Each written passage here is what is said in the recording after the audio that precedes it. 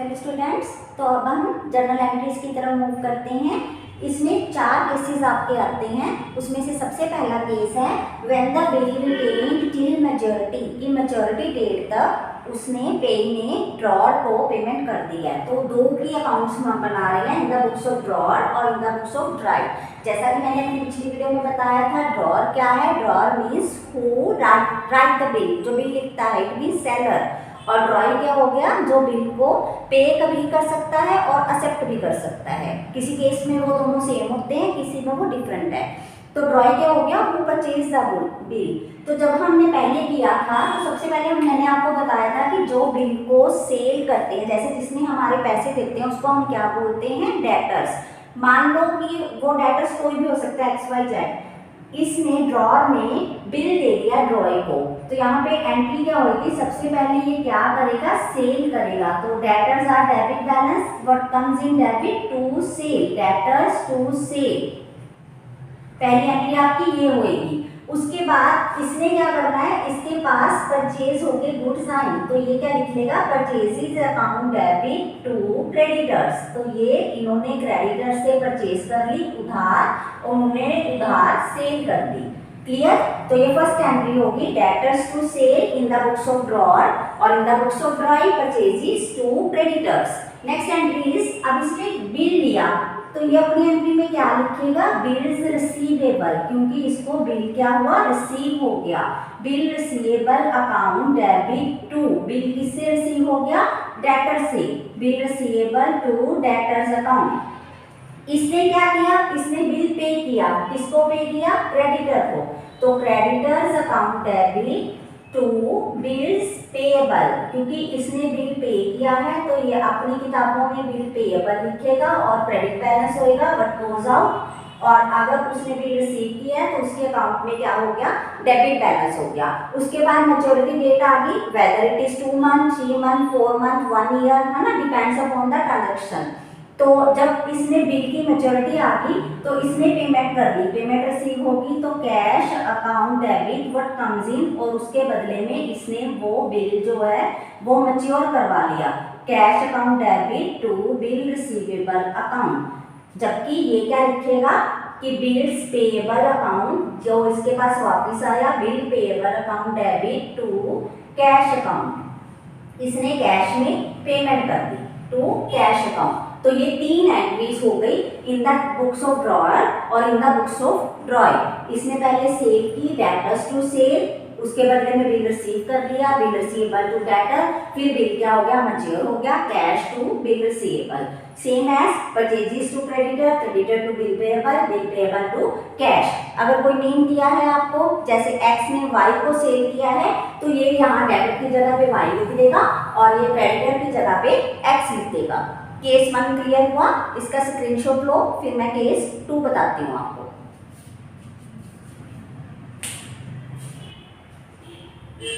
हाँ, केस 2 क्या है? When the bill is discounted with bank. इसका क्या मतलब है? जो ड्रायर है उसने मान लो 3 महीने की बिल लिया था फ्रॉम द ड्रॉइंग, बट उसको इन बिटवीन पेमेंट की जरूरत पड़ गई, तो उसके पास एक अल्टरनेट है कि वो इस बिल को कुछ पेमेंट देकर, डिस्काउंट चार्जेस पे करके बैंक से पहले करवा सकता है, थोड़ी उसकी मैच्योरिटी डेट से पहले बिल को कैश करवा सकता है। तो इस केस में क्या होगा?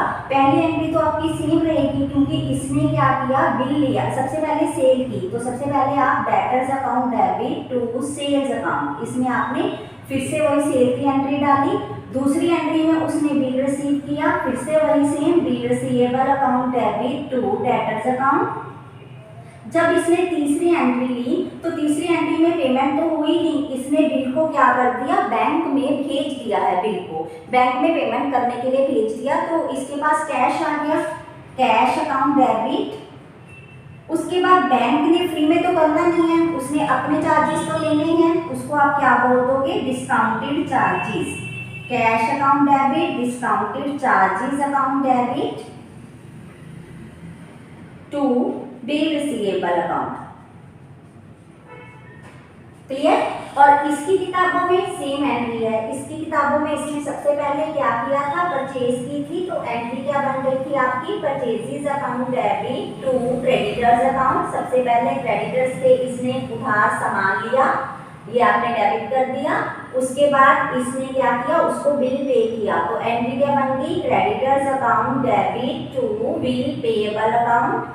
इसमें बिल को उसने पे कर दिया, बिल पेएबल अकाउंट। और तीसरी एंट्री इसकी क्या होगी, bill payable account debit to cash account. इसमें ये नहीं आएंगे डिस्काउंट चार्जेस, क्योंकि इसने तो दिए ही नहीं है, इसने तो अपनी मेच्योरिटी टाइम के ऊपर सीधी पेमेंट ही करनी है। तो इसके ड्रॉइंग के अकाउंट में वो तीनों एंट्री सेम रहेंगी।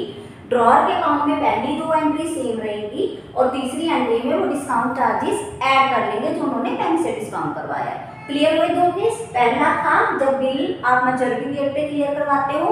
दूसरा केस है when the bill is discounted with bank. इसकी भी एक स्क्रीनशॉट ले लो, फिर मैं थर्ड केस करवाती हूँ। सो थर्ड केस क्या है, when the bill is endorsed. Endorse का मतलब क्या होता है कि एक जने ने बिल लेकर दूसरे से पेमेंट लेनी थी, उसको सेम बिल पकड़ा दिया और अब वो तीसरे को दे रहा है। जैसे सपोज तीन पार्टनर हैं, तीन पर्संस हैं, सपोज एक्स और वाई। पहले इनका चल रहा है सिस्टम, एक्स ने बिल पे किया, एक्स क्या है उस टाइम पे ड्रॉअर है और वाई क्या है, ड्रॉइंग है। तो वाई ने आगे जो पेमेंट जेड से लेनी है, तो उस टाइम पे ऊपर इसने जो अपना बिल आया था वो इसको दे देना है कि तू इस बिल को सीधे एक्स को पे कर देना। पहले तो मुझे पे करेगा, फिर मैं एक्स को पे करूंगा, तो सेम अमाउंट है, तो वो बिल एंडोर्स हो जाता है। इसको हम बोलते हैं एंडोर्समेंट। तो एंडोर्समेंट मींस कि चेंज, एक्सचेंज हो गया बिल। अब यहाँ पे क्या क्लियर हुआ आपको कि पेई और ड्रॉइंग दोनों पर्सन डिफरेंट हो गए।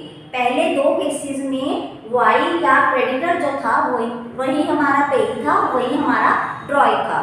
थर्ड इस केस में क्या हुआ, वाई हमारा क्या था, ड्रॉइंग, और जी हमारा क्या है, पे। तो ये क्या हो गया, पे। तीसरा बंदा यहाँ पे इंक्लूड हो गया। तो ये वाला कंसेप्ट भी क्लियर हो गया आपको। जनरल एंट्री की तरफ मूव करें तो इसमें हमने डेटर्स टू सेल, पहले डेटर्स टू सेल एंट्रीज तो डाली है, फिर बिल रिसीवेबल टू डेटर, उसने बिल भी रिसीव किया है। उसके बाद उसने क्या कर दिया, इस बिल को एंडोर्स कर दिया। अब जिसको एंडोर्स करेगा वो क्या होएगा, इसके लिए क्रेडिटर्स। अब ये क्या लिख देगा, creditors account debit to bill receivable. इसने आगे उस बिल को जी को दे दिया, तो जी उस टाइम पे करेगा। और इसकी किताबों में सेम रहेगी ट्रांजैक्शन।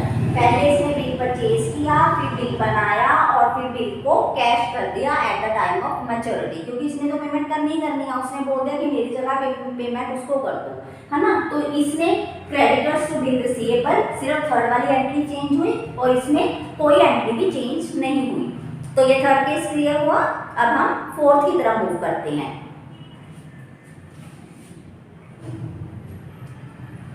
हाँ जी, फोर्थ केस में क्या है, when the bill send to bank for collection. जब हम बिल को सेंड करते हैं फॉर कलेक्शन, कलेक्शन करने के लिए कि वो चेक दे देता है, उस चेक को हमें बैंक में भेजना होता है। तो इसके केस में दो एंट्रीज तो सेम ही है, डेटर्स टू सेल, पहले सेल की और बिल रिसीवेबल टू डेटर, फिर बिल रिसीव किया। उसके बाद हमने बिल को सेंड कर दिया, तो बिल सेंड फॉर कलेक्शन। हमने बिल को सेंड करने के लिए भेज दिया, कलेक्शन के लिए भेज दिया। टू किसको भेज दिया, बिल रिसीवेबल को, जो हमारे पास बिल आया था। What comes in debit, what goes out credit. उसके बाद फाइनली हमारे पास क्या आ गया, पेमेंट आ गई। मींस हमने क्या लिख दिया, कैश अकाउंट या बैंक अकाउंट, क्योंकि इस वाली पेमेंट हमारी बैंक से आई है, तो आप क्या लिख दोगे, bank account debit to bill send for collection. जो हमने बिल कलेक्ट करने के लिए भेजा था उसकी पेमेंट आ गई है हमारे पास, तो बैंक डेबिट हो गया और बिल सेंड फॉर कलेक्शन क्या हो गया आपका, क्रेडिट बैलेंस। जबकि ड्रॉइंग के अकाउंट में ये तीनों एंट्री सेम रहेंगी। तो एक चीज आपने नोटिस की कि ड्रॉइंग के केस में चाहे हमारा पहला केस था, चाहे बिल मैच्योरिटी डेट पे आया था, दूसरा था हमने बिल डिस्काउंट करने के लिए भेजा था, तीसरा था हमने बिल एंडोर्स किया है और चौथा हमने बिल सेंड फॉर कलेक्शन के लिए भेजा है। तो उन सब केसेस में इसकी तीन ही एंट्रीज पड़ रही हैं। In case in the books of drawing, purchases to creditor, creditor to bill payable to cash. इसकी भी 2 एंट्री सेम पड़ रही है हर एक केस में, थर्ड वन और फोर्थ वन जो है वो डिफरेंट है।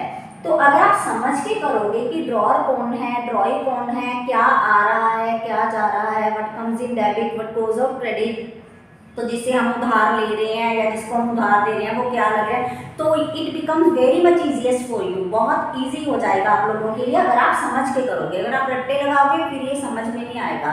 तो क्रैमिंग को अवॉइड करो और इसको अच्छे से पहले आप कंसेप्ट को समझो और फिर उसके बाद इसके जितने भी क्वेश्चंस हैं उसकी जर्नल एंट्रीज डाल के देखो। तो जो भी क्यूरी आपकी होती है वो आप कमेंट सेक्शन में मुझे बता सकते हो। Thank you so much.